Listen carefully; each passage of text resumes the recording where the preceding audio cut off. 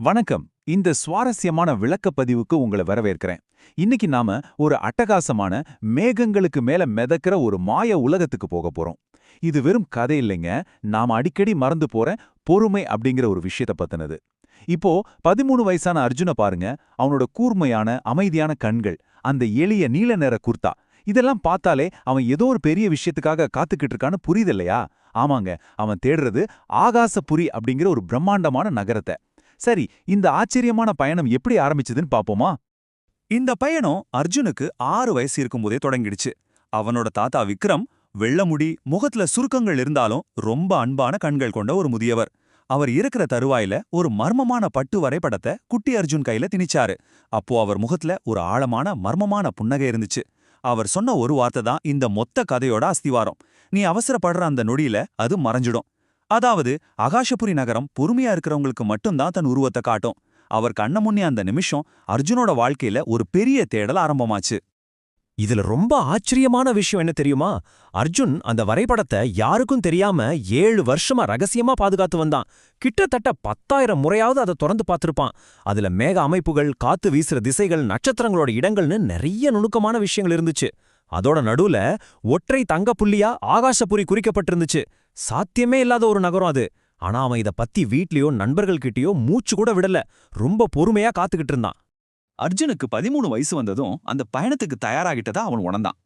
அவனோட தயாரிப்புகள் மட்டுமே 3 மாசம் நடந்துச்சு. அவனோட ஊரு ஒரு மலையடி வாரத்தில் இருக்கிற அழகான இந்திய கிராமம். மாலையில பாத்தீங்கன்னா அப்படியே தங்க நிறத்துல வெதுவெதுப்பான ஒளியில ரொம்ப அழகா இருக்கும். அங்க கிடைக்கிற புத்தகங்களை வச்சு காத்தோட திசைகளை படிச்சான். மூங்கில் பட்டு துணியை வச்சு ரொம்ப கவனமா ஒரு கிளைடரை உருவாக்கினான். அவனோட நண்பர்கள்லாம் இவன் சும்மா காத்தாடி செய்யறான்னு நினைச்சாங்க. ஆனா அவனோட இலக்கு ரொம்ப தெளிவா இருந்துச்சுங்க. இந்த 87 அப்படிங்கிற நம்பர் ரொம்ப ரொம்ப முக்கியம். ஏன் தெரியுமா? அர்ஜுன் தொடர்ந்து 87 மாலை பொழுதுகள் அவனோட கிராமத்துக்கு மேல இருக்கிற ஒரு பாறையில உட்கார்ந்து வானத்தை மட்டுமே கவனிச்சுக்கிட்டு இருந்தான். சும்மா எதையோ தேடல, வானத்தோட தன்மைய புரிஞ்சுக்க முயற்சி பண்ணான். ஒரு வழியா ஒரு செவ்வாய்க்கிழமை மாலை நேரத்துல தாத்தாவோட மேப்ல இருந்த அதே துல்லியமான காத்தழுத்தம் உருவாச்சு. சரியான நேரம் வந்தாச்சுன்னு அவனுக்கு புரிஞ்சிடுச்சு.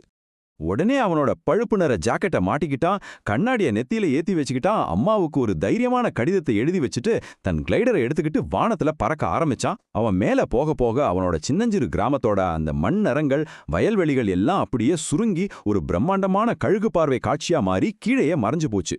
சில சமயம் தூரமா போகும்போதுதான் உலகத்தோட முழு அழகும் புரியும் இல்லையா?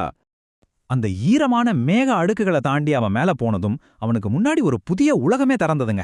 அப்படியே ஸ்டூடியோ கிப்லி அனிமேஷன் படங்கள்ல வர்ற மாதிரி சுற்றிலும் ஆழமான பிரகாசமான நீல வானம், ரொம்ப தூய்மையான ஒளி, அவனுக்கு கீழே ஒரு பனிப்போர்வ மாதிரி வெண்ணிற மேக கம்பளம். அந்த இடம் அவ்வளவு அமைதியாவும் வார்த்தையால சொல்ல முடியாத அளவுக்கு பிரம்மாண்டமாவும் இருந்துச்சு.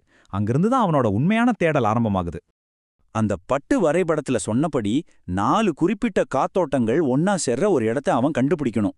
பயணத்தோட 40வது நிமிஷத்துல வடக்குல இருந்து முதல் காத்தோட்டத்தை கண்டுபிடிச்சான். அடுத்த 20 நிமிஷத்துல கிழக்குல இருந்து 2வது காத்தோட்டம், அப்புறம் கீழ இருந்து மேல எழும்பும் 3வது வெப்பக்காத்து. இதெல்லாம் டக்குன்னு நடந்துடுச்சு. ஆனா அந்த 4வது காத்தோட்டத்துக்காக அவன் வானத்துல தொடர்ந்து 2 மணி நேரம் தேடி அலைஞ்சான். உடம்பு வலிச்சு ரொம்ப சோர்வாயிட்டான். ஆனா அந்த 4வது காத்து கிடைக்கவே இல்ல. இப்போ உங்ககிட்ட ஒரு கேள்வி. நம்ம பல மணி நேரம் ஒரு விஷயத்தை தேடி ரொம்ப சோர்வடைஞ்சிருக்கும் போது நம்ம மனசு என்ன சொல்லும்? கொஞ்சம் யோசிச்சு பாருங்க. இன்னும் வேகமா தேடு, எப்படியாவது கண்டுபிடி அப்படின்னு தானே தோணும். அர்ஜுனுக்கும் அப்படிதான் தோணுச்சு. ஆனா அந்த சமயத்துல அவனுக்கு தன் தாத்தாவோட வார்த்தைகள் ஞாபகத்துக்கு வந்துச்சு. நீ அவசரப்படுற அந்த நொடியில அது மறைஞ்சிடும்.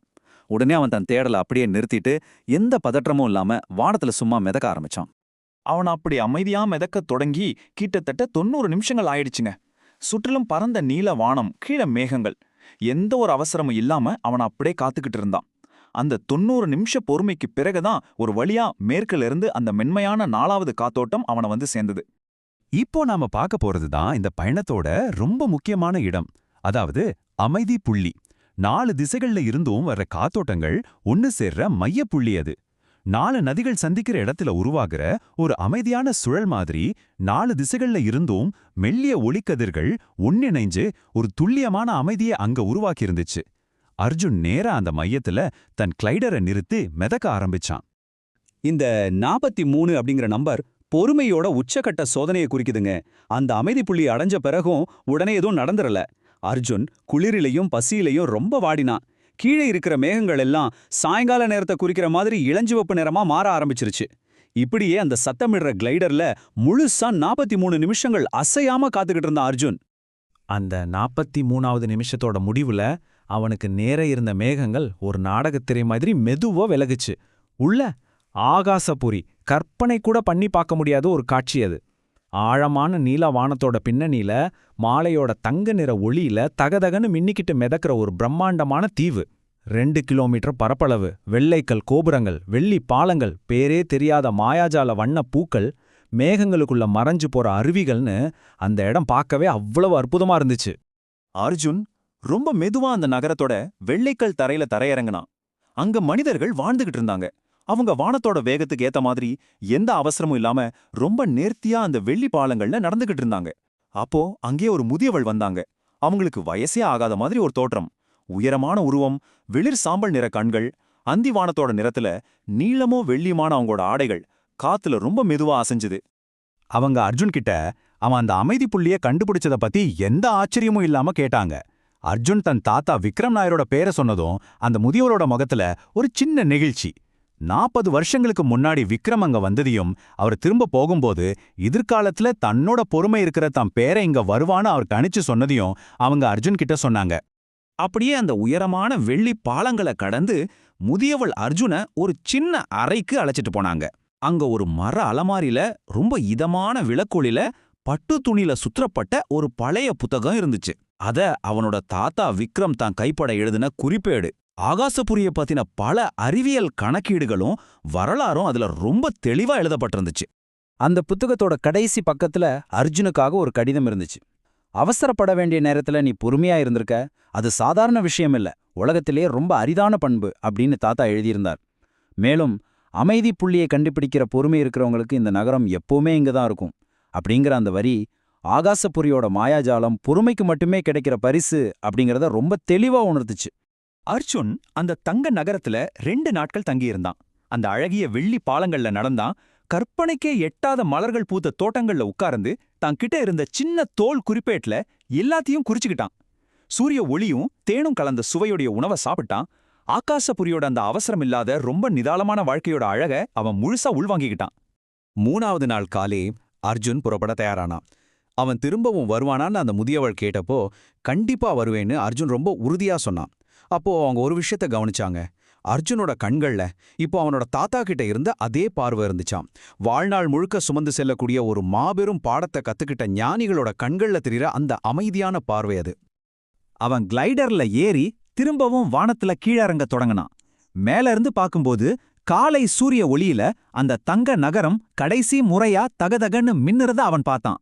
அதுக்கப்புறம் மெதுவா அந்த மேகங்கள் அந்த நகரத்தை நிரந்தரமா மூடி மறைச்சிடுச்சு. ஆகாஷபுரி அவன் கண்களை விட்டு மறைஞ்சாலும் அந்த பட்டு வரைபடமும் அதுக்கான வழியும் அவன்கிட்ட ரொம்ப பத்திரமா இருந்துச்சு.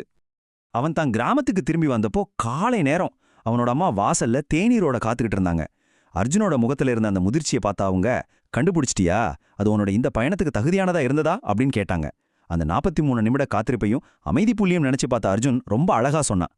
கண்டுபிடிக்க தகுதியான எல்லாமே காத்திருக்கவும் தகுதியானவைதான். எவ்வளோ ஆழமான வார்த்தைகள் பாத்தீங்களா? இப்போ இந்த கதையோட உச்சக்கட்ட திருப்பு முனைக்கு வருவோம். அவன் அம்மா அமைதியா தாம் பாக்கெட்ல இருந்து சுருட்டப்பட்ட இன்னொரு பழைய பட்டு வரைபடத்தை அவங்கிட்ட கொடுத்தாங்க. உன் தாத்தா 2 வரைபடங்களை விட்டுட்டு போனாரு. முதலாவத கண்டுபிடிச்சிட்டு வந்த பிறகு 2ஆவத உன்கிட்ட தர சொன்னாருன்னு சொன்னாங்க. அர்ஜுன் அதை வாங்கினப்போ அவனுக்கு வந்த அந்த புன்னகை இருக்கே, ஒரு அபாரமான கண்டுபிடிப்புங்கிறது ஒரு முடிவில்ல, அது ஒரு புதிய பயண தொடக்கம் அப்படிங்கிறத நமக்கு ரொம்ப அழகா உணர்த்துது. இறுதியா உங்ககிட்ட ஒரு கேள்வியோட இந்த விளக்கப்பதிவை நான் முடிக்க விரும்புறேன். அர்ஜுன் 43 நிமிஷங்கள் அந்த அமைதி புள்ளியில ரொம்ப பொறுமையா காத்துக்கிட்டு இருந்தான். ஆனா இன்னைக்கு நாம எல்லாமே உடனே கிடைச்சிடணும்னு வேக வேகமா ஓடிக்கிட்டு இருக்கோம். கொஞ்சம் யோசிச்சு பாருங்க, நீங்க எதை நோக்கி அவ்வளோ அவசரமா ஓடிக்கிட்டு இருக்கீங்க? ஒருவேளை நீங்களும் உங்க வாழ்க்கையோட அமைதி புள்ளியில கொஞ்சம் பொறுமையா காத்துக்கிட்டு இருந்தா நீங்க தேடுற அந்த மாபெரும் ஆகாசபுரி உங்களுக்கும் கிடைக்கும் தானே? இத பத்தி சிந்திச்சு பாருங்க. மீண்டும் ஒரு சுவாரஸ்யமான பதிவுல சந்திப்போம்.